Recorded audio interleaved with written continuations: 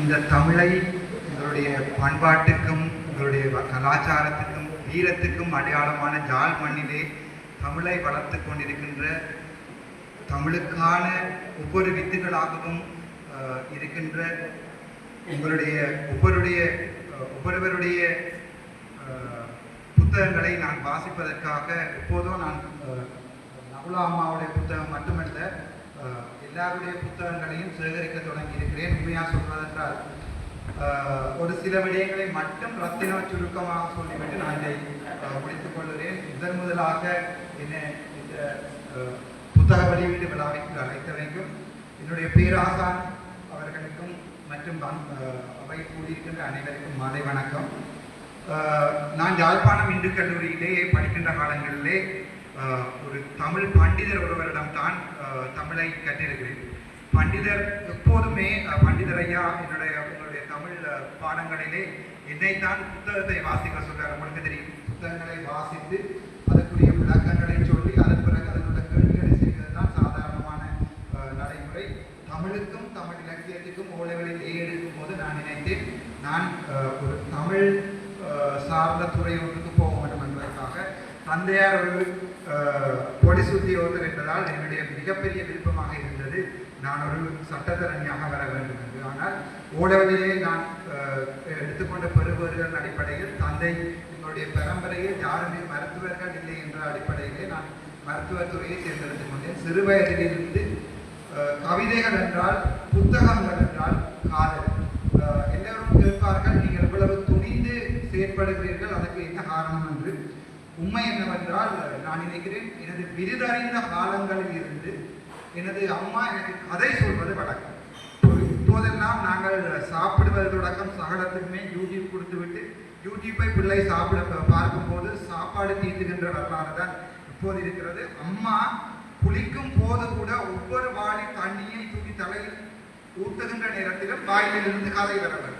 அரசர்களுடைய கதை, யானைகளுடைய கதை, யானைப்படை, குதிரைப்படை, சோழர் என்றால் என்ன, பல்லவன் என்றால் என்ன, பாண்டியன் என்றால் என்ன, கடற்புறாவாக இருக்கட்டும், சாண்டிலியனுடைய புத்தகமாக இருக்கட்டும். என்னுடைய அண்ணா யாழ்ப்பாணம் பல்கலைக்கழகத்திலே ஆட்சிக்கல்வியிலே 96ஆம் ஆண்டு அவருடைய புகுந்த வருடம். அப்போது அவர்கள் யாழ் பல்கலைக்கழகத்திலிருந்து சாண்டிலியனுடைய கடற்புறா உட்பட பொன்னியின் செல்வன் புத்தகங்கள் அப்போது எங்களுக்கு 96-97ஆம் ஆண்டு காலப்பகுதிகளிலே மண்ணெண்ணெய் விளக்கு மட்டும்தான் இருக்கிறது. பேராசிரியருக்கு ஞாபகம் இருக்கும், மண்ணெண்ணெய் விளக்கு மட்டும்தான் இருக்கிறது.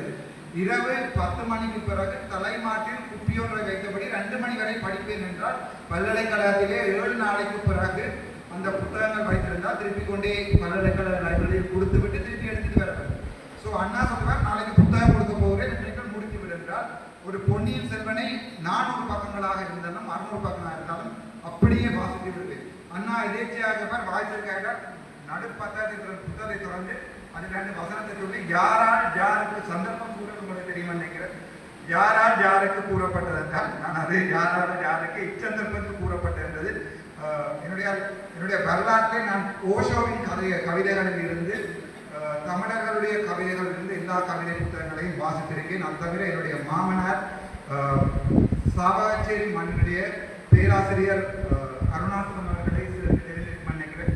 அவர் ஒரு இலக்கிய ஆய்வாளர். அவர் 14 புத்தகம் எழுதியிருக்கிறார்.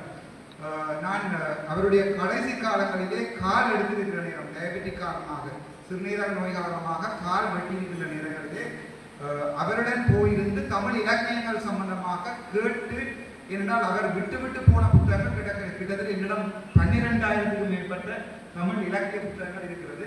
அந்த புத்தகங்களை இருந்து இது யாருடைய புத்தகம் எப்போது வேண்டினீர்கள் என்றால் 78ஆம் ஆண்டு 84ஆம் ஆண்டு அவர் எழுதின புத்தகம், இவர் எழுதின புத்தகம் என்று சொல்லி அந்த அளவுக்கு எனக்கு தமிழிலே ஒரு காதல் இருக்கிறது. எங்களுடைய தமிழக வரலாறு வீரமும் காதலும் சிறந்ததுதான் என்னுடைய தமிழக வரலாறு. அந்த வகையில் ஒரு வீர பெண்மணியாக 13 புத்தகங்கள் எழுதுவதென்றால் சாதாரணமாக ஒரு சிறையில் இருந்த வண்ணம் எனக்கு ஒரு 40 பக்கம் கொண்டு ஒரு சின்ன புத்தகத்தை எழுதுவதற்கே சிறை காவலர்கள் கிழிக்க எழுதி அதை என்னுடைய தலைமாடில் என்றால் சிறையில் இருந்து ஒரு கடிதம் வெளியாக போனால் சிறை காவலர்களை தண்டிப்பார்கள்.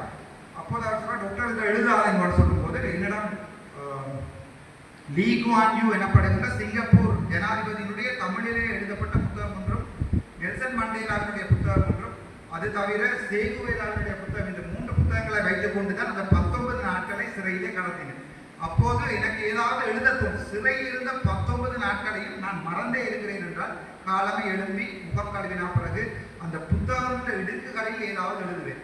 எழுதி திருப்பி அதை வெட்டி திருப்பி எழுதி நான் வெளியில் வந்து ஒரு 5 நாட்கள் நான் பட்ட வேதனைகள் அந்த புத்தகங்களாக எழுதியிருக்கிறேன். நான் அதை வெளியிடுவதற்கு சந்தர்ப்பம் கிடைக்கவில்லை. அதை நான் எழுதி அப்போதே மக்களிடம் கொடுத்திருக்கிறேன். என்னுடைய சுயசரிதையும் எழுத தயாராக இருக்கிறேன். கவிதைகள் என்றால் எனக்கு அவ்வளவு விருப்பம். ஏனென்றால் அதில் உப்பு கவிதை என்று சொல்வார்கள். அந்த இப்போது கவிதை எழுதும் மரபுகள் மாறிக்கொண்டே போகிறது. ஆனால் பழைய கவிதை ஆசிரியர்கள் ஆழமான வரிகளை வாசிக்கும் போது மழை என்றால் மழையின் அனுபவங்கள் கிடைக்கும். மாலை நேர சூரியன் மறைகின்ற அவர்கள் எழுதுகின்ற வசனங்களிலே அவ்வளவுக்குமான அப்போது நாங்கள் அந்த புத்தகங்களிலே ஆழமாக கண்ணதாசனுடைய கவிதைகளாக இருக்கட்டும் அல்லது எங்களுடைய கவிப்புலவர்களுடைய கவிதையாக இருக்கட்டும், அந்த கவிதைக்குள்ளே போய் இருக்கின்ற ஒரு உணர்வுகள் அப்போ அந்த புத்தகங்களை வாசிக்கும் போது ஏற்படும். அம்மாவினுடைய புத்தகத்தை நான் இதுதான் வாசிக்கிறேன். அவற்றுக்குரிய சிறந்த ஒரு ஆய்வுரை ஒன்றினை அல்லது ஒரு கருத்தொன்றினை என்னுடைய புத்தகத்தில் வெளியிடுவேன். என்னுடைய சாவகச்சேரி அம்மா இருந்த பிறந்த இடம் சிறுப்பிட்டி, புகுந்த இடம் காவடி. அங்கே வைக்காமல் சாவகச்சேரியிலே வைக்கக்கூடிய முக்கியமான காரணம் இப்போது சாவகச்சேரி மண் ஒரு பேசுபொருளாக மாறிக்கொண்டே இருக்கிறது. இன்று கூட டிசிசி மீட்டிங்கில் கூட எப்போதுமே சாவகச்சேரியை பற்றி கதைக்காத அரசியல்வாதிகள் சாவகச்சேரி வைத்தியசாலையிலே குறைபாடு என்று கதைக்கும் அளவிற்கு உலகம் அளவிற்கு சாவகச்சேரி மண் எப்போது போயிருக்கிறது. அந்த வகையிலே ரவிராஜ் ஐயா அவர்களுக்கு பிறகு வரலாற்றிலே நான் என்னுடைய வாழ்க்கையிலே அரசியல்வாதியாகும் என்ற எந்த கனவு கூட இல்லை. அப்போது